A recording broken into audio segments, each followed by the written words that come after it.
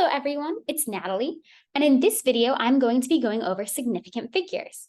Significant figures are a really important thing in chemistry and physics and lots of applied math because they tell us how accurate the number is. There's no need to carry a bunch of extra digits if those digits are meaningless. And so this is why we consider significant figures in chemistry. And there are just a few simple rules you need to learn. First is that for multiplication and division,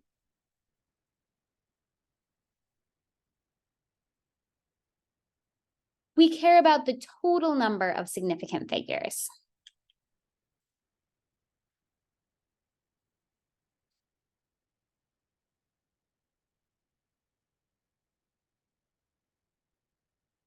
What that means is that when you have a number like 20.1 or a number like 0.201, 20.1 has 3 sig figs, and 0.201 also has 3 sig figs. And so they contribute equally to determining how many sig figs you have at the end. They will both suggest that you should have 3 sig figs in your final answer, assuming all the other numbers in your calculation have at least 3 sig figs. However, in addition and subtraction, we only care about the significant figures after the decimal point. So for example, if I have 0.123, in my final answer, assuming all the other numbers have at least 3 decimal points, I will have 3 decimal points. However, if I have 12.3, this affects my total significant figures differently because this allows us to only have one number to the right of the decimal. And this actually makes a lot of sense because if you're multiplying 2000 by 0.01, that's going to be 20. The 2000 and the 0.01, they both have a significant impact on the magnitude of the final number. However, if you're adding 2000 plus 0.01, this 0.01 is really very meaningless. It has very little effect on the magnitude of the final answer. And so these are the biggest things to keep in mind. I also want to draw your attention to this idea of trailing zeros and leading zeros. Sometimes numbers like 1,000 with zeros at the end can be a little bit misleading. This number only has one significant figure. However, if I put a decimal point at the end, 1,000 and then a decimal point, I can assume that these zeros are actually significant, and we therefore have 4 significant figures. Now over here, if I have 0.002, these 2 zeros are what we call leading zeros, and leading zeros are also going to be insignificant. And so this number only has one significant figure. Or of course, if you're applying it to addition, then it would contribute to having 3 numbers after the decimal. And this is why scientific notation can really help us better understand our significant figures.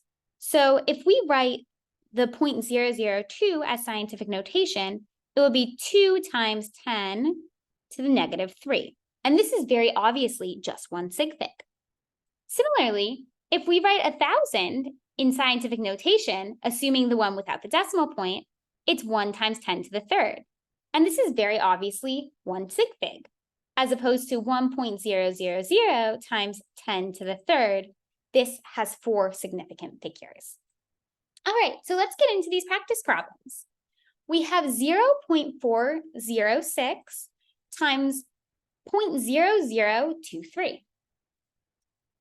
How many significant figures do you think we get in our final answer? One of the numbers has 3 significant figures, and the other has 2. And we're multiplying, so we don't have to think about the number after the decimal, just the total number. And we always have the lowest number of sig figs that go into the calculation. Therefore, our final answer must have 2 sig figs. So we can write 0.00093, or how I prefer to see it, 9.3 times 10 to the negative 4. All right, let's look at B. B is also a multiplication problem. The first number has 4 sig figs. The second number has 4 sig figs. But how many does the third number have? It only has 2. And so our final answer can only have 2 sig figs. So 0.022, or to put it in scientific notation, 2.2 times 10 squared. All right, moving on to C. This is our first one that shows addition and subtraction. So now instead of the total number of sig figs, we're more concerned about the number after the decimal. And the smallest number after the decimal is our 0.12. So this limits us to only 2 numbers after the decimal, and therefore our answer is going to be 0.54, or to put it in scientific notation, 5.4 times 10 to the first. All right, finally, D. D has one number with 2 significant figures after the decimal, one number with 3 figures after the decimal to the right of the decimal, and another with 3. So we are limited by the 32.18. Therefore, our final answer will be 30.58.